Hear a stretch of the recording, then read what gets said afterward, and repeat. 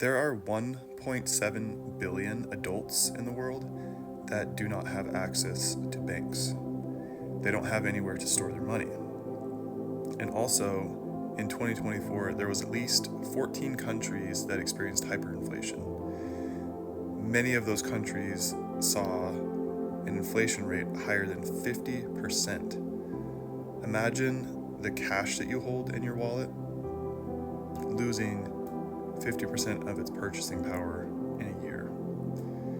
If you're from a country that is more privileged, like the United States, for instance, you might not even think about these types of issues because they don't affect you directly, or at least they're not super obvious. We still experience inflation in the United States, and there's actually still around 50 million people in the United States, adults, that do not have access to the banking needs that everyone else does.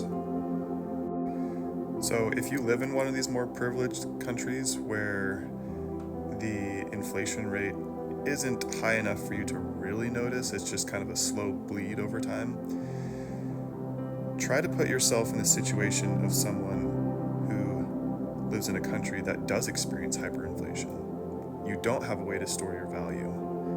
You can't interact with a worldwide market, let alone a local regional market, because you don't have any means to.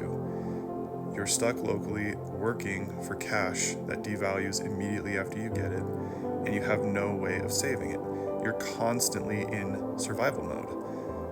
And not only that, you are highly incentivized to offload the government-issued currency that you get as soon as you get it. So that's going to be buying basic needs. It could be buying just random shit that you don't even need just to put it into something else that might preserve its value longer than the currency that you're holding. This is one of the incredible solutions that Bitcoin offers. It's permissionless. Anyone can join the network.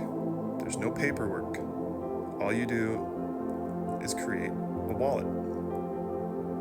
Once you have a wallet, you have an international, borderless, permissionless bank account that you can use to transact with anybody in the world.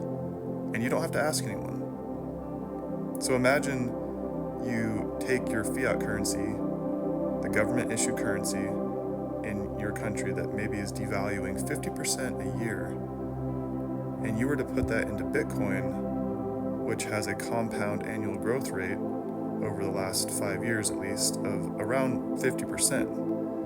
You're going from a negative 50% a year to a positive 50% a year. What could that do for your family? What could that do for your growth and long-term potential? You're able to build capital and then utilize it in the future to make your life better.